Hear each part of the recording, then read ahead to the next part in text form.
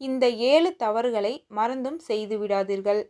சிவனுக்கு ரொம்பவும் விசேஷமான இந்த திருநீரு பலவிதமான பிரச்சனைகளை தீர்த்து வைக்கக்கூடியது. தினமும் நெற்றியில் திருநீர் வைத்து கொண்டால் மனதில் தன்னம்பிக்கையும் தைரியமும் பெருகும்.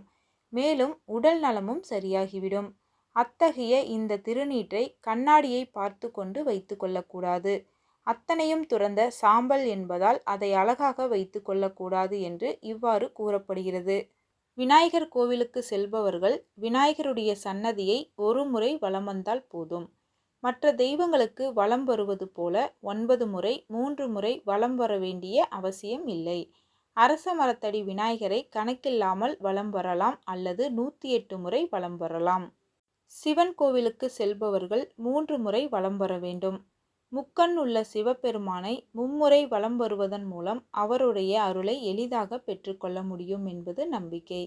எனவே சிவன் கோவிலுக்கு செல்பவர்கள் கட்டாயம் 3 முறை கருவறையை சுற்றி வலம் வந்து வணங்குங்கள். பெருமாள் கோவிலுக்கு துளசி கொண்டு செல்பவர்கள் அதை அலசி எடுத்து செல்லக்கூடாது. துளசி என்பது புனிதமான ஒரு பொருளாக கருதப்படுகிறது. எனவே அதன் தெய்வீக தன்மை மாறாமல் இருக்க தண்ணீரில் அலசாமல் அப்படியே பறித்து எடுத்து செல்ல வேண்டும். தன்னை தானே சுற்றி கொண்டு கோவிலில் நின்று வழிபடக்கூடாது.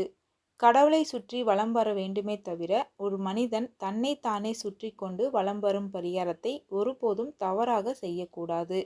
இதை யாராவது செய்ய சொன்னாலும் செய்யாதீர்கள்.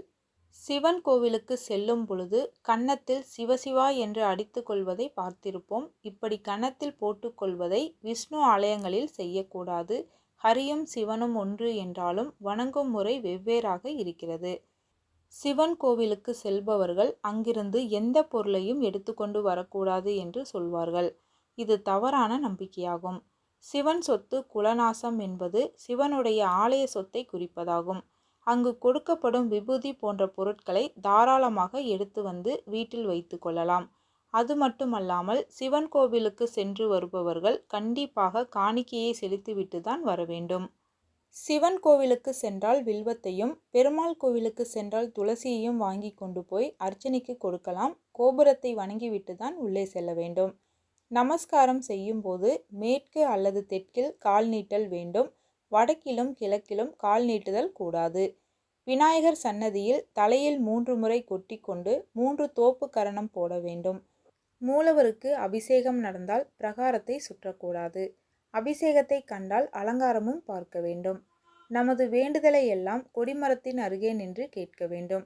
சிவன் கோவிலில் கால பைரவரையும் பெருமாள் கோவிலில் சக்கரத்தாழ்வாரையும் வழிபட்டால் செய்வினை தோஷங்கள் அண்டாது. கோவிலுக்கு சென்றுவிட்டு நேராக வீட்டுக்கு செல்ல வேண்டும்.